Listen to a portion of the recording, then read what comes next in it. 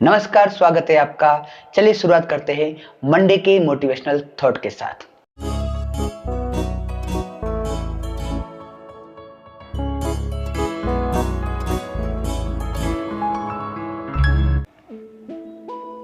दोस्तों, एक युवान कम से कम बजट के अंदर रॉकेट बनाना चाहता था और इस बजट रॉकेट के लिए कुछ पार्ट्स खरीदने थे जिसके लिए जो इनफ पैसे चाहिए वो उसके पास नहीं थे। जापान जाके पुराने रॉकेट के जो पुर्जे थे वो खरीदने के लिए वो जाता है। सारे पुर्जे देखता है, काम की सारी जो चीजें होती है वो छांट के लेने के लिए रख देता है। और जब बजट की बात आती है तो अफसोस, उसके पास इतने पैसे नहीं होते हैं कि सेकंड हैंड पुर्जे भी वो खरीद सके।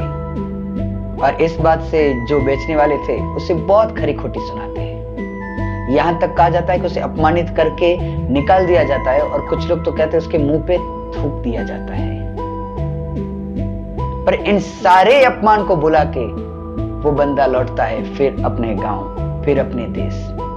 वहां पे आके पैसे इकट्ठा करता है और कुछ पैसे जोड़ के पुर्जे खरीद के एक बेहतरीन इंजीनियर के साथ एक टीम बनाता है और लग जाता है अपने लक्ष्य की ओर, कम से कम लागत में एक जबरदस्त रॉकेट। पर इतनी जबरदस्त टीम के बावजूद जैसे ही रॉकेट ने पहली उड़ान भरी, जमीन से कुछ ही दूर अभी ऊपर गया हुआ था कि अचानक ब्लास्ट हुआ। और वो ब्लास्ट रॉकेट का भी और ड्रीम का भी। सेकंड ट्राई करने के लिए जो पैसे चाहिए फिर से इकट्ठा करने की कोशिश में वो जुड़ गया। धीरे धीरे करके इकट्ठा किए, उसी इंजीनियर की टीम के साथ, उसी अनुभव के साथ दूसरी बार कोशिश की। पर अफसोस, नतीजा वही रहा। उसी नतीजे के कारण अब उसके पास ना पैसे बचे थे, सारी लागत जो कुछ भी थी वो दोनों ट्रायल में चली गई थी। उसके इंजीनियर भी उसे छोड़ के चल गए थे। ऐसी स्थिति के अंदर सिर्फ एक चीज बाकी थी और वो चीज थी विश्वास।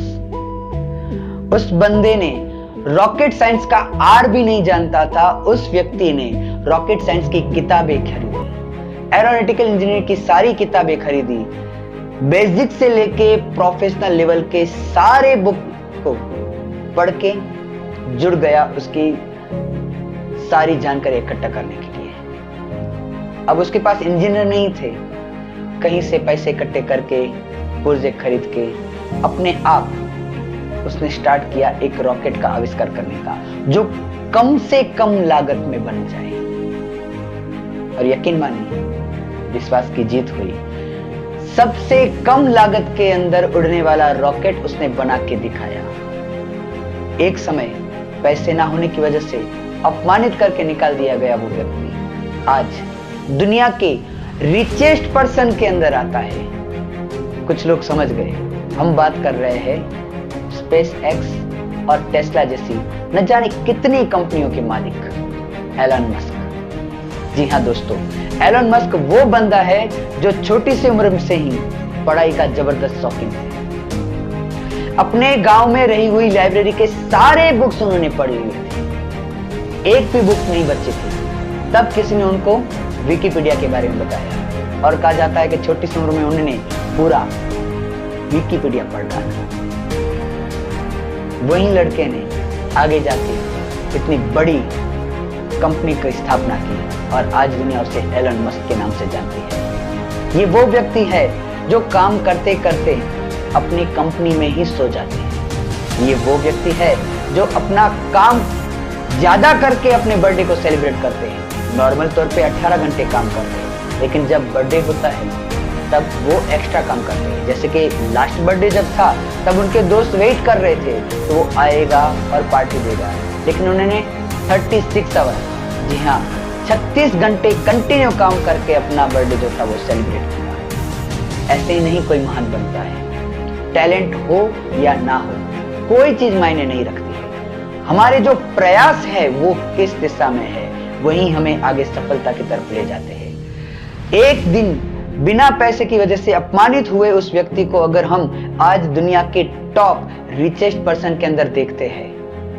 तो हमारी स्थिति तो उनसे कुछ बेहतर है, पर हाँ, कमी है प्रयास की। अगर ये प्रयास है तो सफलता हमारी है। इसी के साथ धन्यवाद।